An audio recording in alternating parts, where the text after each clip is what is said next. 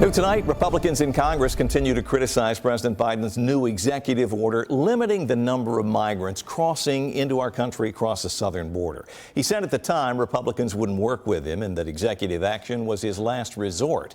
Joining us now with reaction, Tennessee Senator Marsha Blackburn. Senator, good to see you. Thank you for doing this.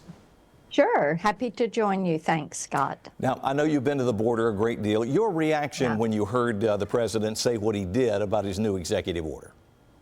Yes, he has spent all this time telling us Congress needed to pass something, and we've said all along.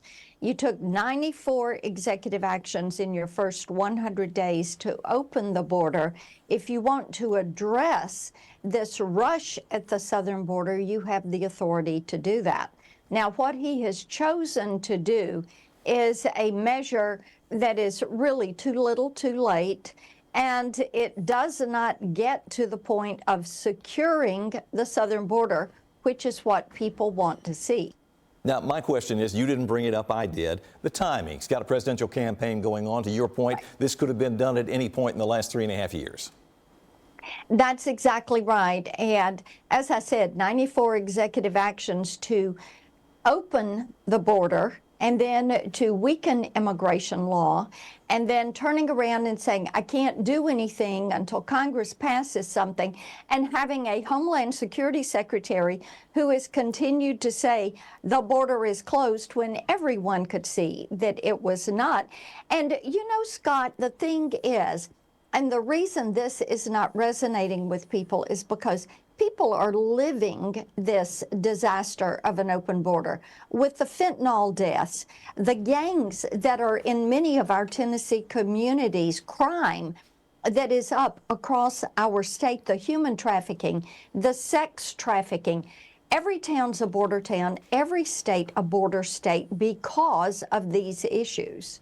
Now, you mentioned some of the crimes that have been committed by migrants that are coming into the country. We had a case here in Nashville just last month. A woman is in an ice cream shop, I believe it was, down in the Gulch, and an illegal migrant attacks her there. Have you learned anything new about Nelson Giovanni Ortiz Ramirez and how he got into the country?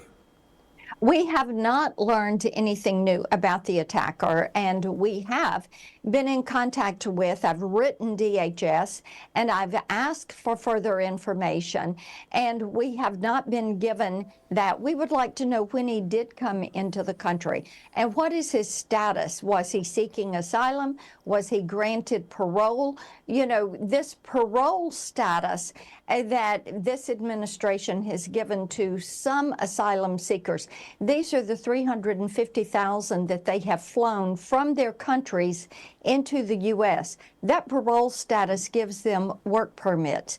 It gives them benefits. And of course, you've got 10 million people that have illegally entered the country on Joe Biden's watch. That is more people than the population of 38 of our states. And one final question. Tell me about your efforts to create a women's suffrage monument in honor of the 19th Amendment. Oh, yes, indeed. And this week we have celebrated 105 years since the Senate took their action on the 19th Amendment and then sent it to the states for ratification. As all of your viewers know, Tennessee played a pivotal role. We were the 36th state. And because of this, some of us, women of the Senate, have worked for years to get a monument. Out of the 40 monuments that are on the National Mall, not one honors the suffragist who worked for decades to secure the right to vote for women. Tennessee Senator Marsha Blackburn, thank you so much for being with us and taking the time. You got it.